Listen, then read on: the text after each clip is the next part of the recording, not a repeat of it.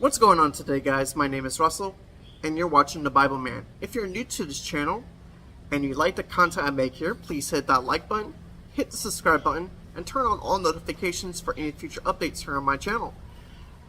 If you feel like supporting me in any way, shape, or form, I recently made some changes to my Patreon account. It is in the link in the description box below. For only $5 a month, you can support me monthly on Patreon. For a price of a coffee, you could support me financially here on YouTube through Patreon. If you feel like that's something you want to do and you want to support me financially, it's only $5 a month. Go to my Patreon, support me, and help a brother out. We're living in tough times. That being said, let's jump into today's video. Sorry, I got sidetracked there for a second. So the title of today's video, this is going to be an interesting one. 5 things a woman should not do when inviting a man's pursuit. If you've been following me for a while, you know that I encourage women to be inviting. However, since men are called to be the pursuer, a woman's invitation can go a long way. So in this video, I'm going to share 5 things a woman should not do when inviting a man's pursuit. Number 1, when you're inviting a man's pursuit, you don't want to remove all the risk for him. In most cases, I don't recommend for women to verbally share her feelings first with a man. I think it's usually a bad idea because this is too close to the woman pursuing the man. God has called men to lead in marriage, and as it states in Ephesians 5:24 to 20. As it states in Ephesians chapter 5, verses 24 to 25. Thus, the man shall be leading in the dating process to show that he has the qualifications of a godly husband. Pursuing fits more naturally with God's desire of a man than it does women. In addition to spiritual and theological issues that can occur when the woman shares her feelings first, I also think that it is particularly a mistake too. Men need to take the risk to feel that they are loving a woman how they should. It shouldn't be too easy for a man to pursue a woman because then he is robbed of the opportunity to show his willingness to sacrifice. While men may not enjoy the anxiety or the unknown that occurs when they are building up the courage to express their feelings for a woman, to then see how she feels about him, these negative feelings are needed so that he has the tools to battle, to fight, and to slay a dragon. And this way to show this woman that he cares about her enough to be with her. So, rather than inviting his pursuit by just telling him how you feel, give him access to you so he has the opportunity to express how he feels. Means don't tell him how you feel, but give him opportunities to express how he feels. Means do some type of pursuit without making the pursuit obvious. Know what I mean?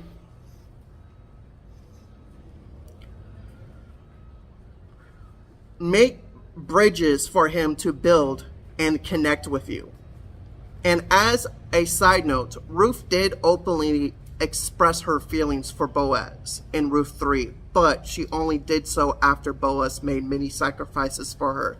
So I'm not saying that you shouldn't make sacrifices for the man so the man can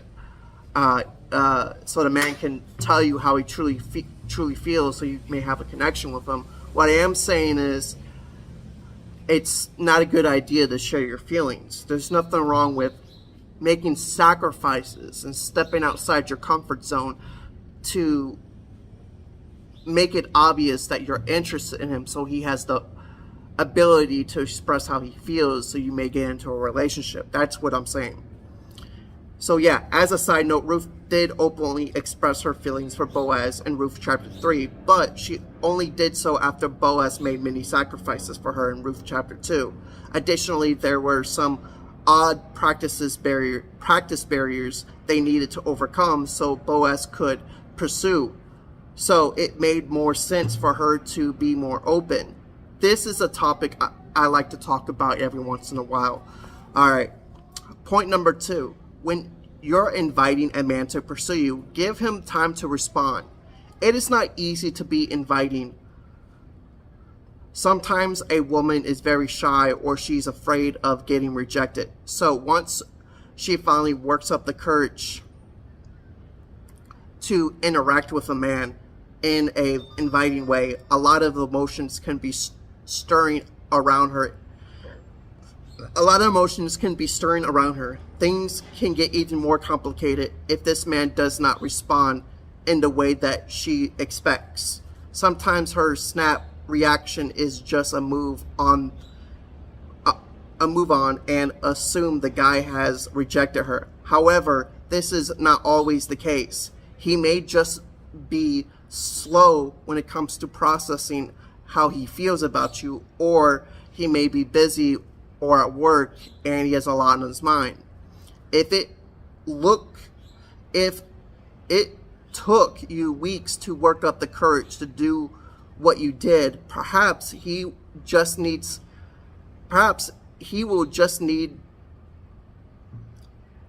more time to process and to react to your question. As Naomi said to Ruth, "Wait, my daughter, until you learn how the matter turns out. For the man will not rest, but settle the matter today." In Ruth chapter 3, verse 18. Boaz and Ruth were able to process quickly because they had history already. They were working together as co-workers out in the field for months by this time. But either way, sometimes you just need to wait and see how things turn out, like Naomi and Ruth. Point number 3. Wait, let's go back a little bit. So sometimes it may feel like you're inviting a man and you don't get an answer right away. Sometimes you got to give the person time to respond to your response. No more than 72 hours. But if you decide to wait an extra day, longer than 72 hours, don't wait any longer than that. Point number 3. When you're inviting a man to pursue you, do not keep inviting him to pursue you if he's not also inviting or interacting with things. I mistyped it, my bad. It is important as a woman to know when you're crossing into an unhealthy pursuit. If you invite a man to pursue you, if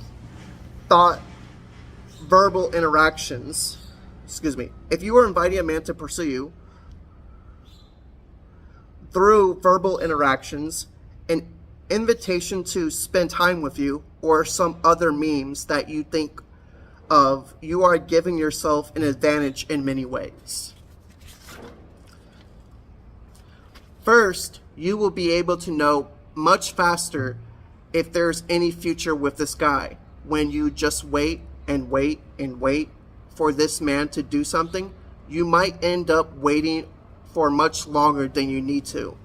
If you interact with him, however, it might be very clear he's just not interested in you romantically.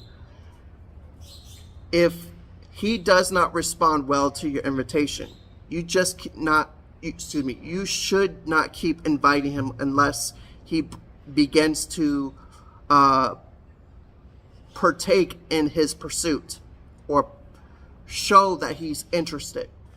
The daughter is doing the danger in doing too much as a woman is that you might end up with a passive guy who will never be able to lead you in marriage. Think of inviting as a spark. You may need to light the flame, but you shouldn't be the only one adding to the flame long after you keep the fire going. Notice that after Ruth invites Boaz to pursue in Ruth chapter 3, Boaz was the main interaction in the events that took place in Ruth 4. Point number 4, when you're inviting a man to pursue you, don't do anything that is too unnatural for your personality. Whenever I'm coaching or telling people, specifically men, to pursue women or a woman to be more inviting towards a man, I try to stay away from specific actions, steps, or ideas. I give an example, but not to be specific forward. Rather, I offer examples to help spark your own ideas. The key is to interact with this person like you. The key is to interact with with the person like in a way that is true to yourself. Messed up there. So, as a woman who wants to be inviting towards a man, you never want to stretch yourself too far that you are doing something that is unnatural for your personality. You do have to stretch yourself, but don't stretch yourself more than you need to. You might need to try something you never thought you would, but don't pretend or overexert yourself if you're in a troublesome situation. Don't be buddy if you are more serious. Don't try to be too serious if you are more naturally light-hearted. Don't try to be agile if you don't enjoy that kind of activity. Be inviting in a way that is true of who you are. And forgive me for the last couple of parts, but I'll read this last part and I'll try to break that down the best I can. God made you who you are on purpose, as it states in Psalms 139:14. Your goal isn't to get spicy or romantic with a man to like you at any cost. Your goal is to find the man God has for you who will enjoy you for who you are. Let me break all that down, all right? When it comes to this topic, when you are inviting a man to pursue you, you don't want to do anything that feels unnatural. Don't do anything you usually wouldn't do when talking to your friends or family. Be yourself, but also be a light. Be an ambassador for the kingdom of God. Don't do things that where you have to go outside your comfort zone. Don't do anything that feels like a stretch. Yes, be someone who's going to be able to light the spark, but don't focus on keeping that flame alive. See if the man is going to be able to keep the flame alive with you. Spark a conversation. Get to know him through small talk, little things like that, but don't do anything you normally wouldn't do outside of your comfort zone.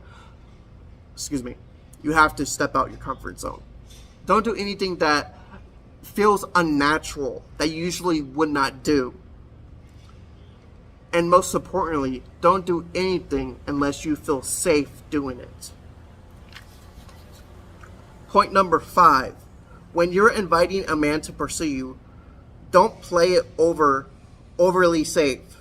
When you're inviting a man to pursue you, don't play it overly safe because you're afraid of rejection. While you don't want to compromise on your values or personal traits, you do have to realize that all humans struggle with the fear of rejection. This is a personality issue. This is just a human issue. This is not a personality issue. This is just a human issue. My bad. So when you want to be inviting towards a man, reconnect with God and get secure in him first. Always make sure God comes first. In fact, if you ever get into a relationship, this should always be your first priority. God always comes first. Second, the man, because the man has to know how to lead. So don't give too much time or energy to a man who doesn't have the capability or mental capacity to see what you're trying to do for him longer than you should. If you are talking to him and giving him hints that you like him, and he doesn't show signs that he wants to pursue you because he loves you and he's willing to sacrifice a lot for you because he cares about you, he's not ready to lead in marriage. You have to find a man who's willing to lead in marriage and make sacrifices and compromises for the relationship, because God is at the foundation of all relationships. He comes first, then the husband, then the woman, then everybody else. It should never be anyone above that. So when you want to be inviting towards a man, reconnect with God and get secure in him first. Get to a place in your heart where you know you will be okay in the Lord, even if it doesn't go well. Love doesn't work when we play it safe from the start to finish. A loving relationship requires vulnerability, compromise, sacrifice, love, empathy, honesty, loyalty, trust. These things are the foundations of someone who's living by the Spirit. He will have to be vulnerable in order to pursue you, and must be able to take a risk of rejection. You will have to be vulnerable with him as well, and be willing to open up and try to be interactive with him and towards him. I'm sure it wasn't easy for Ruth to go up to Boaz, thrusting the floor. But, excuse me, I messed that whole passage up. I'm sure it wasn't easy for Ruth to go to the thrusting floor, but that's where her heart and Boaz's heart were connected on the deeper level. If you want to be inviting towards a man, you can't be ruled by your fears of rejection. I'll read that last two parts one more time. I'm sure it wasn't easy for Ruth to go to the thrusting floor in Ruth chapter 3, but that's where her heart and Boaz's heart were connected on a deeper level. If you want to be inviting towards a man, you can't be ruled by your fear of rejection. You must make compromises and sacrifices for the sake of what you want in the future. Both men and women must be willing to do this. The women now, especially in today's day and age with the toxic feminism, bashing and hating men on the internet, men have a lot more to lose. So a lot of men have this fear, not of rejection, no. A fear of being accused of SA. A fear of being accused of rape, them raping the woman. A fear of being called every name in the book. It's no longer about rejection. So sometimes in today's day and age, if you really desire to have a good relationship with a man, sometimes you have to get outside your comfort zone to pursue a man. But don't ever share your feelings with him. Spark a conversation with him, but don't do anything that feels unnatural. Don't do anything unless you feel safe. Don't do anything more than you need to. Don't overexert yourself, and don't waste all your time and energy if he's not reciprocating and giving the same back. If you make sure you light a spark and light that flame. But once you light that flame, Don't try to keep that flame alit or that flame alive by yourself. If the man's not trying to keep the flame alive with you, then that's a sign you need to stop. But in today's day and age especially, women have to give some type of notification or sign that they are indeed pursuing the man, because of what feminism in today's culture has done to the men. That's about it for today's video. Again, I did recently update my Patreon account. It is $5 a month. If you feel like supporting me, links are in the description box below. Over there, you can support me on Patreon for $5 a month. Thank you so much for watching. My name is Russell, and you're watching The Bible Man. I hope you guys have a blessed day, and I hope this message serves you well. I know at least one or two of you needed to hear this. God put this message on my heart. God led me to teach this message, and I feel like a lot of people need to hear stuff like this in today's age with what's going on in the world. Thank you so much for watching. God bless.